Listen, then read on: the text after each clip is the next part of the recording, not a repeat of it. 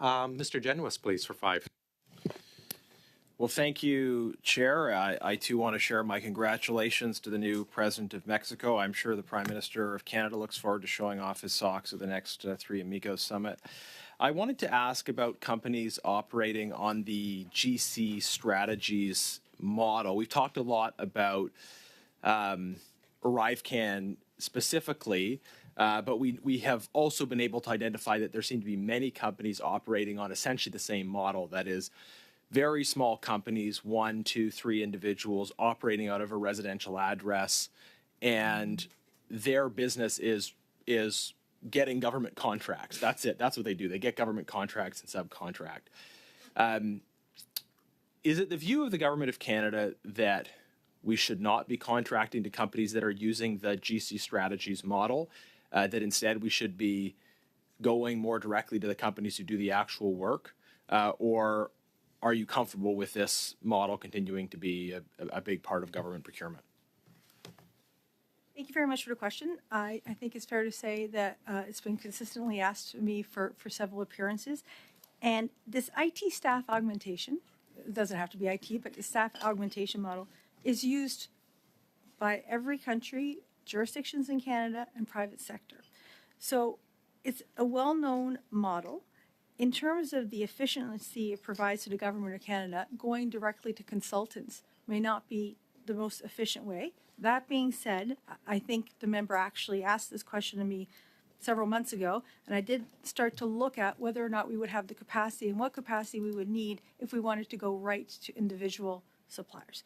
So staff augmentation is a legitimate type of business that we do, and we haven't to date looked at the size, understanding that is one of the key elements you bring, the small SME. We haven't used that as a rate limiting factor for competing. Yeah, thank you. Can I just ask though, I mean, why is this staff augmentation or GC Strategies model necessary? It would seem to me that it shouldn't be that difficult to have a kind of a detailed database or inventory in government about the specific skills that exist out there.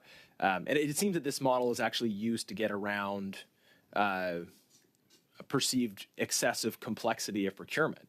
That this model is used because somebody has an existing standing offer or an existing relationship with government. So it's actually a vehicle for getting around red tape, not a necessary part of the system. Why couldn't the government have internally the people who have an expertise on finding the appropriate outside consultants maintain a detailed database of that information? Why would that not be possible?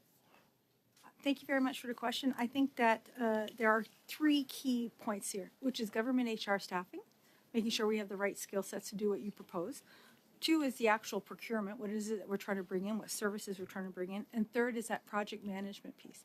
When I listen to the member, I think a lot about project management. We're trying to deliver a service to Canadians. We're going to need to bring in some temporary staff augmentation, be it IT, be it project management, be it pay. And traditionally, staff augmentation firms have been the most efficient way to bring all that together. All right. Okay, I've asked this question a few times because I'm still sort of perplexed in general by the government's approach to this. It would seem that project management capacity in particular is something that there should be a significant amount of skill within the government. I do want to try to get one or a couple more questions in though. So it seems that when I look at the documents we received on Indigenous procurement, that there are a couple companies that are getting an enormous amount of the contracts.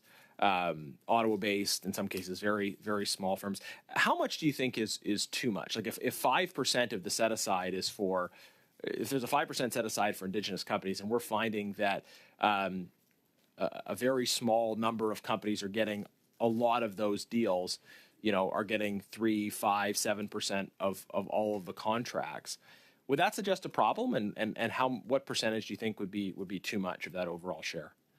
So short answer, please. Thank you very much.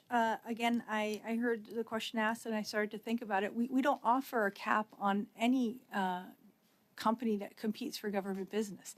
So there's no similar approach in non-Indigenous firms. So I would not understand why it would be there for Indigenous firms. There's 50,000 Indigenous firms in Canada. Whether or not they're registered on the Indigenous procurement business list is for them to decide. Like, we try to encourage them to get that number up so we have more of a competitive bassin pool.